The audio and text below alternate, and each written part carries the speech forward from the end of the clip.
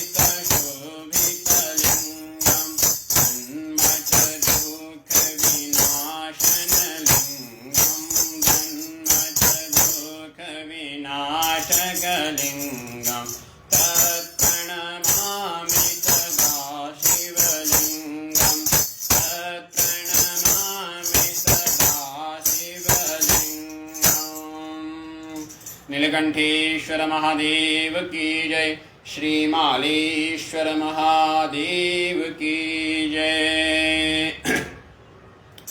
ओम गंगातरंगरमणीयजटाकलापं गौरी निरन्तरविभूषितवामभागं नारायणं प्रियमनङ्गमदापहारं वाराणसीं पुरपतिं भज विश्वनाथं वाराणसीं पुरपतिं भज विश्वनाथं।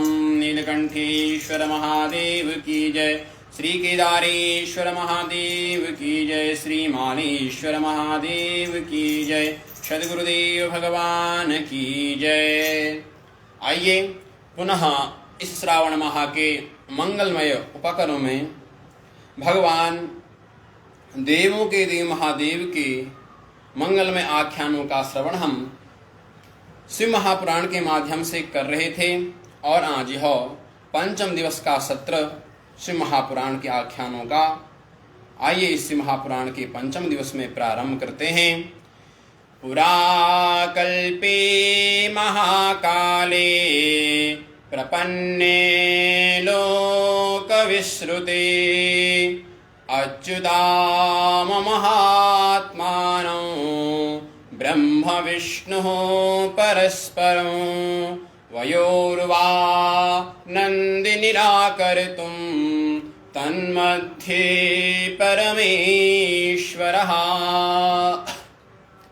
सनकादि ऋषियों से श्री नंदकिशोर कह रहे हैं कि भगवान श्री भोलेनाथ देवों के देव महादेव जब एक बार भगवान श्री हरि अपने शेषैया पर योग निद्रा में तल्लीन थे, ब्रह्मा जी वहां पर आए और ब्रह्मा जी ने उनको देख करके कहा कि मैं तुमसे बड़ा हूं, मैं सर्व पूज्य हूं, तुम्हें मेरी पूजा करनी चाहिए और तुम नेत्र बंद करके बैठे हो। भगवान विष्णु तो शांताकारम, शांत हैं, उन्होंने कुछ नहीं कहा। अब धीरे धीरे ब्रह्मा जी जब बोलते रहे तो अब दोनों के बीच में एक युद्ध छिड़ गया।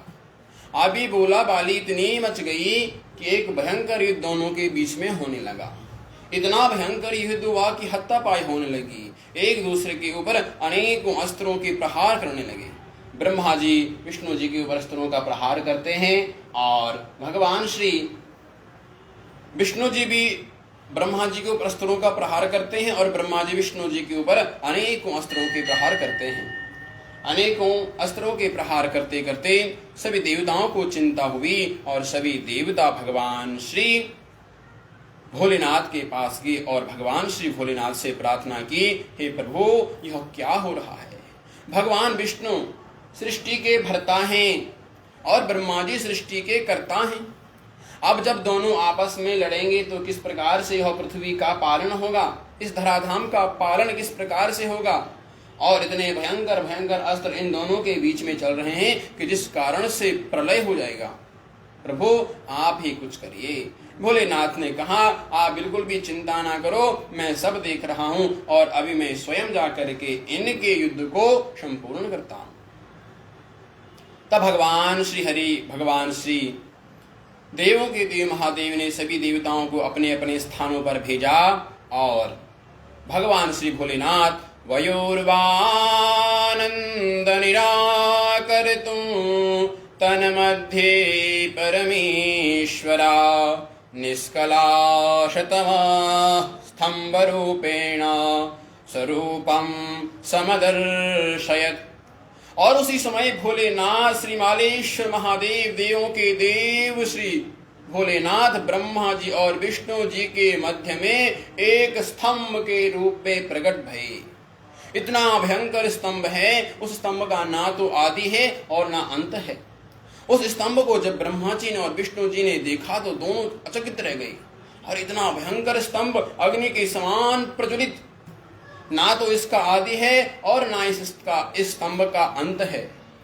अब ब्रह्मा जी विष्णु जी आपस में दोनों तो लड़ रहे थे, परंतु अब दोनों ने आपस में मित्रता बना दी और कहा कि इस स्तंभ का आदि और अंत कहाँ है। जो पहले इसका आकाशवाणी हुई, आकाशवाणी ने कहा आप दोनों आपस में मत लड़िए, जो इस स्तंभ का आदि और अंत पहले मालूम कर लेगा वही सर्वश्रेष्ठ है और वही सर्वसंपूज्य है। इस प्रकार से जब दोनों के मध्य में यह बात छिड़ी तो भगवान ब्रह्मा जी हंस के ऊपर संहार होकर के आकाश मंडल में गए और भगवान श्री विष्णु वराह रूप धारण करके इस पृथ्वी पर गए।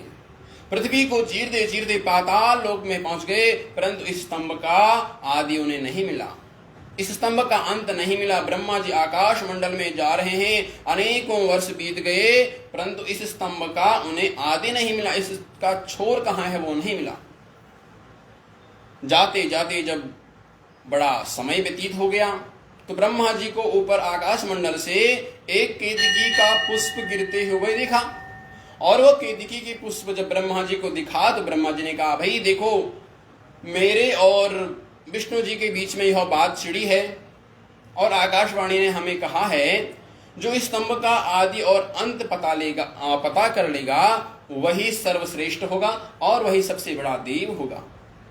तो केतकी के पुष्प से कहा कि भाई तुम थोड़ी मेरे लिए झूठ बोलिए, अगर तुम मेरे लिए झूठ बोलोगे तो मैं सर्वसम्मान हो जाऊंगा, संपूर्ण विश्व मुझे सर्वश्रेष्ठ देवता मानेगा और मैं तुम्हें भी उच्च पद की प्राप्ति कराऊंगा।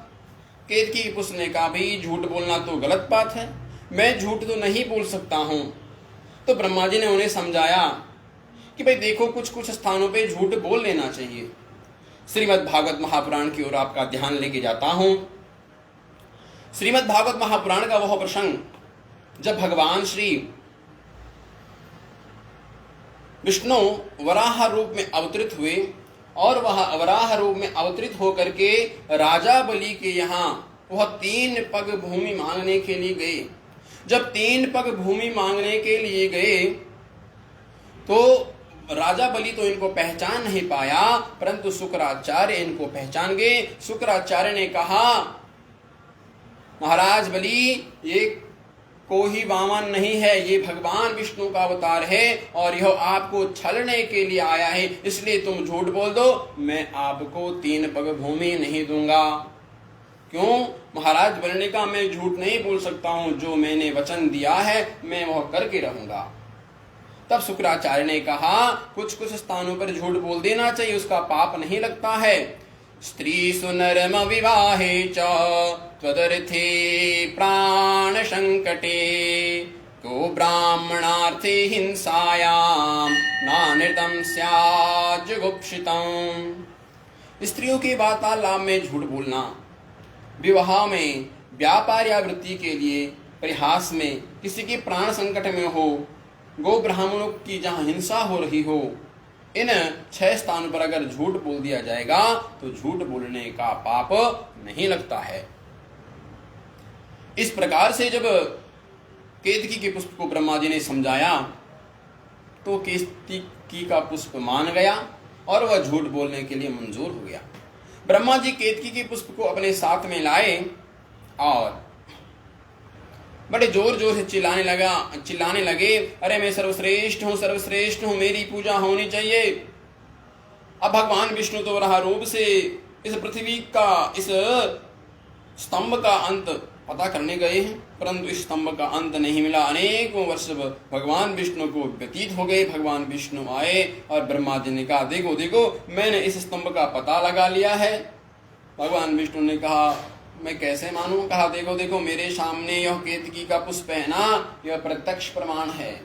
केतकी के पुष्प से पूछा तो केतकी पुष्प ने कहा हाँ ब्रह्मा जी ने इस स्तंभ का पता लगा लिया है, इसका आदि कहाँ है।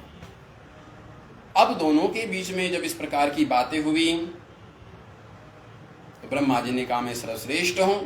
भगवान विष्णु तो शांताकारम भुजग शांत स्वभाव के हैं, वो उनकी बात मान गए और उन्होंने भगवान विष्णु ने ब्रह्मा जी का 1604 पूजन किया। और यह सारी प्रक्रिया, यह सारी घटना देवों के देव महादेव देख रहे हैं। भगवान विष्णु ने जब ब्रह्मा जी का पूजन किया, यह सारी प्रक्रिया जब भगवान भोलेनाथ ने देखी तो भोलेनाथ से रहा नहीं गया और उसी समय भगवान से भोलेनाथ स्तंभ रूपेण उस स्तंभ के रूप से प्रकट हुए। जब भगवान भोलेनाथ उस स्तंभ के रूप से प्रकट भये, तभी देवताओं ने भगवान भोलेनाथ की स्तुति की और सभी देवताओं ने भगवान शिव शंकर का आज एक नया नाम रखा, महेश्वर भगवान की जय। सभी देवताओं ने भगवान श्री भोलेनाथ की स्तुति की और भगवान भोलेनाथ ने कहा, ब्रह्मा जी आपने यह गलत किया है, आपने झूठ बोला है, झूठ का सहारा लेकर के आपने अपना पूजन कराया है, इसलिए आप दंड के अभागी, आपको दंडित होना ही पड़ेगा, क्योंकि आपने झूठ बोला है और झूठ बोल करके आप सर्व समान नहीं हो सकते हैं, इसका आपको दंड भुगतना ही पड़ेगा। और जब भगवान ब्रह्मा जी को इस प्रकार से भोलेनाथ ने कहा, तब उन्होंने अपने स्वरूप से काल भैरव को प्रकट किया और भैरव के द्वारा ब्रह्मा जी के 5 सिर थे और 5 सिरों में से एक सिर उन्होंने जिस मुख से झूठ बोला था वह सिर काट दिया। इसके पश्चात ब्रह्मा जी 4 मुख वाली यथो चतुर्मुखो ब्रह्मा, 4 मुख के ब्रह्मा जी हुए। और उसके पश्चात भगवान ने केतकी के पुष्प से कहा, अरे केतकी की पुष्प, तुमने भी झूठ बोला है, तुमने भी झूठ बोल करके ब्रह्मा जी का साथ दिया है, इसलिए तुम भी दंड के अभागी हैं, तुमको भी दंड मिलना ही चाहिए। और भगवान श्री भोलेनाथ ने केतकी के पुष्प को दंडित करते हुए कहा, आज से तुम किसी भी देवता की पूजा में नहीं चढ़ोगे, आज से कोई भी तुम्हें अपनी पूजा में ग्रहण नहीं करेगा। इस प्रकार से जब केतकी के पुष्प को भगवान भोलेनाथ ने श्रापित किया तो केतकी के पुष्प ने भगवान श्री भोलेनाथ की स्तुति की और कहा, प्रभु मुझे क्षमा कर दीजिए, मेरे से गलती हो गई है। और हमारे भोलेनाथ तो नाथ हैं, नाथों के नाथ हैं, कृपावान है, करुणावान है, दयावान है। उन्होंने केतकी के पुष्प को कहा, मैंने तुम्हें स्थापित तो किया है, परंतु तुम मेरा स्पर्श तो कभी कर नहीं पाओगे, कभी मेरी पूजा में तुम्हारा मान्य नहीं होगा, परंतु अन्य देवताओं की पूजा में तुम्हारा मान्य होगा। और जब भगवान श्री भोलेनाथ की पूजा के लिए जब पुष्पों का बंगला बनाया जाएगा तो उस बंगले में भी आप, उस बंगले के कार्य में आप लग सकते हैं, परंतु भगवान भोलेनाथ की पूजा में कभी भी केतकी के पुष्प को नहीं चढ़ाना। इस प्रकार से भगवान ने ब्रह्मा जी को दंडित किया और केतकी के पुष्प को भी दंडित किया। और एक बात ध्यान रखने की है, जो जितना बड़ा अधिकारी होता है ना, वह उतना बड़ा ही दंड का भोगी होता है, उसे उतना बड़ा ही दंड मिलना ही चाहिए। अगर दंड देने वाला व्यक्ति दंड नहीं देता है तो उसका पाप उसे लगता है। इसलिए जितना श्रेष्ठ पद हो उतना श्रेष्ठ उन्हें दंडित भी होना ही चाहिए। इस प्रकार से जब दोनों को दंडित किया तब भगवान श्री भोलेनाथ ने कहा, विष्णु जी आपने सत्य का साथ दिया, आज से आप सर्वसम्मान्य हैं, सभी जगह आपकी पूजा होगी और आपकी पूजा, आपकी मूर्ति प्रतिष्ठा और अनेकों स्थानों पर आपके उत्सव, महा उत्सव होंगे।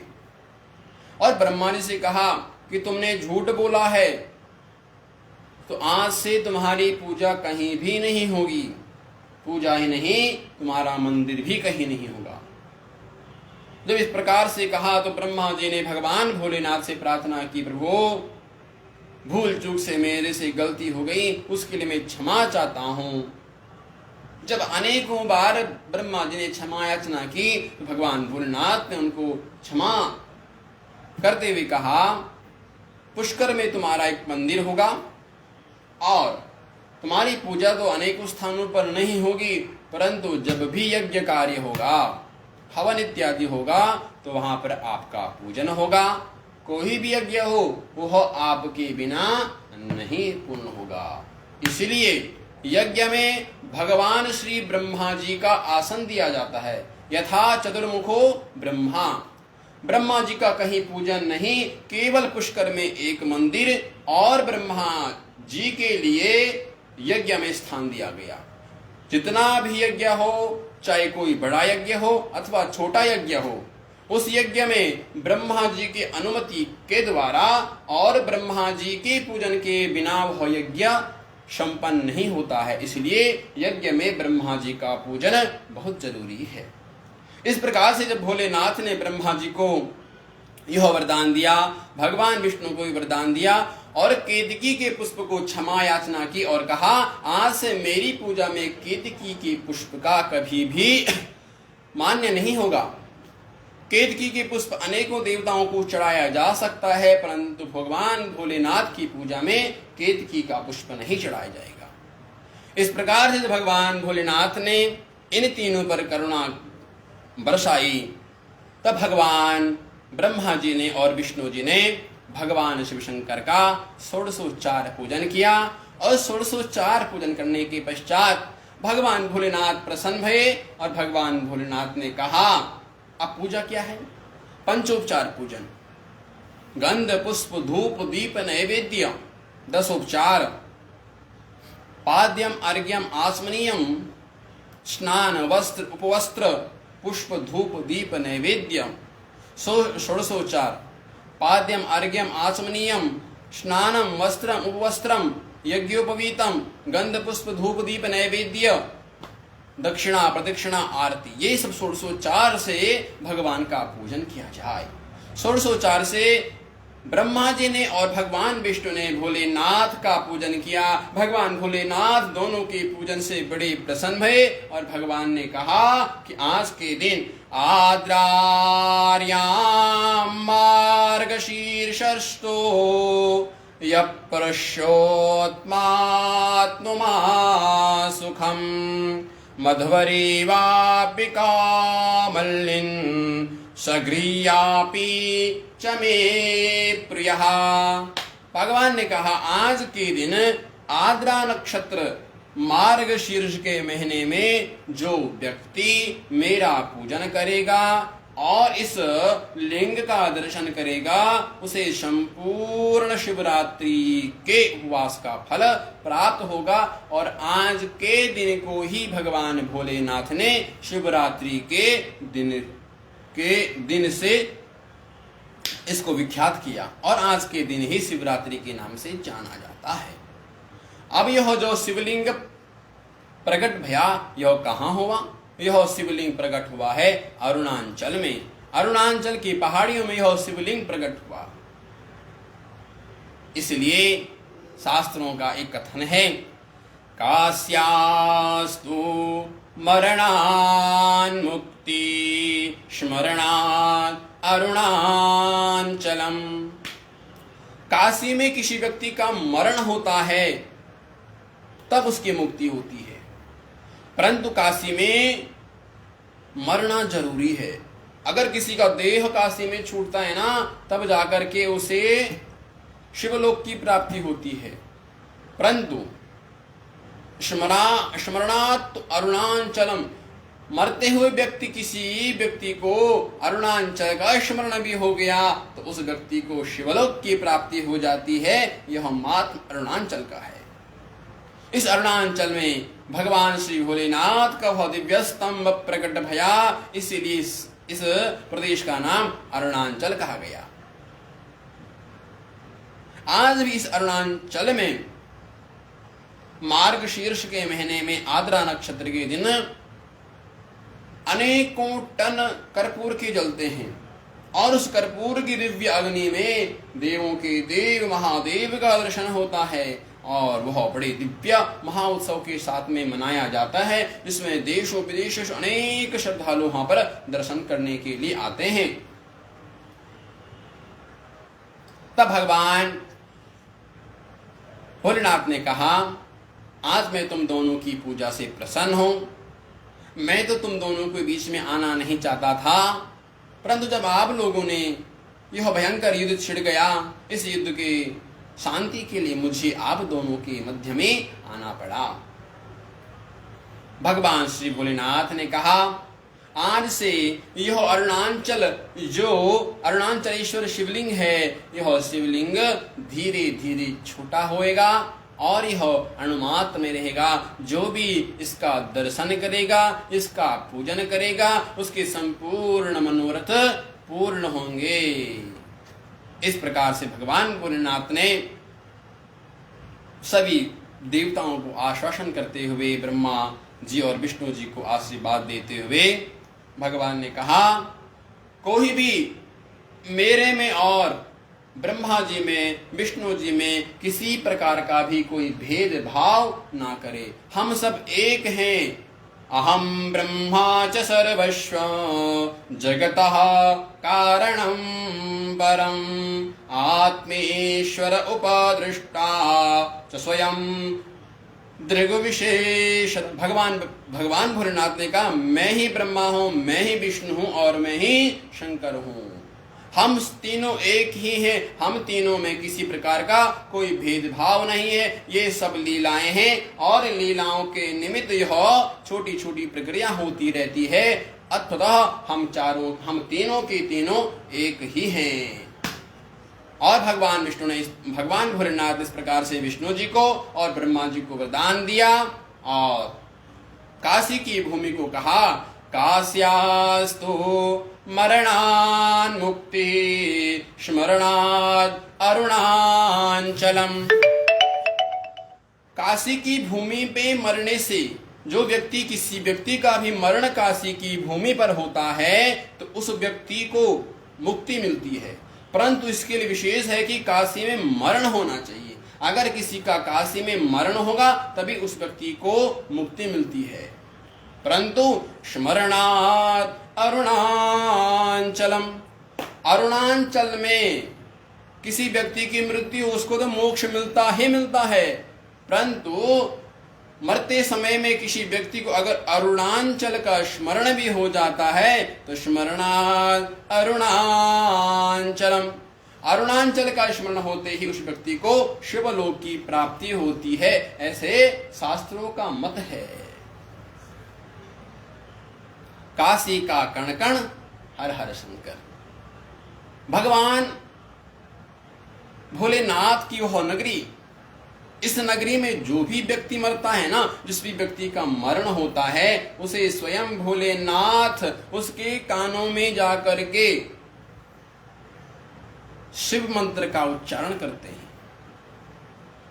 इसलिए काशी की वह पावन भूमि, इस काशी भूमि का आख्यान जब रामकृष्ण परमहंस जी से पूछा गया कि काशी में ऐसी क्या विशेषता है, रामकृष्ण परमहंस जी ने कहा कि मैं भी एक बार काशी में गया और काशी की उस पावन भूमि पर जब मैं गया तो नौका विहार करते करते जब मैं मणिकर्णिका घाट पर पहुंचा तो वहां मैंने स्वयं देखा कि भोलेनाथ वहां पे जितने भी मृत व्यक्ति आ रहे हैं सबके कानों में भगवान भोलेनाथ शिव मंत्र का उच्चारण कर रहे हैं। कास्यास्तु स्मरणान् मुक्ति, काशी में मरण होने से मुक्ति होती है क्योंकि वह भोलेनाथ की पावन भूमि है। इसलिए काशी का कण कण हर हर शंकर। और अरुणाचलेश्वर की तो महिमा ही दिव्य है। अरुणाचलेश्वर में भगवान भोलेनाथ का वह दिव्य लिंग आज भी प्रतिष्ठित है और उस दिव्य लिंग की नित्य पूजा अर्चना होती है। अनेकों श्रद्धालु वहां पर भगवान भोलेनाथ की उस दिव्य शिवलिंग की उपासना और उसके दर्शन के लिए आते हैं। इस प्रकार से भगवान श्री भोलेनाथ ने ब्रह्मा जी और विष्णु जी को आश्वासन दिया और उन्हें आशीर्वाद देते हुए भगवान श्री भोलेनाथ वहां से अंतर्धान हुए। ब्रह्मा जी और विष्णु जी में पुनः मित्रता बन गई और फिर सबके सब एकजुट होकर के भगवान श्री भोलेनाथ की मंगलमय आराधना करने लगे। जय ओम शिव परात् परा शिव ओम शिव परात् परा शिव ओंकारा शिव तव शरणं। ओम शिव परात् परा शिव ओंकारा शिव तव शरणं। हे शिव शंकर भवानी शंकर, हे शिव शंकर भवानी शंकर, उमा महेश्वर तव शरणं। ओम शिव परात् परा शिव ओंकारा शिव तव शरणं। ओंकारा शिव तव शरणं। ओंकारा शिव तव शरणं। श्री मालेश्वर महादेव की जय, केदारेश्वर महादेव की जय, नीलकंठेश्वर महादेव की जय, सद्गुरुदेव भगवान की जय।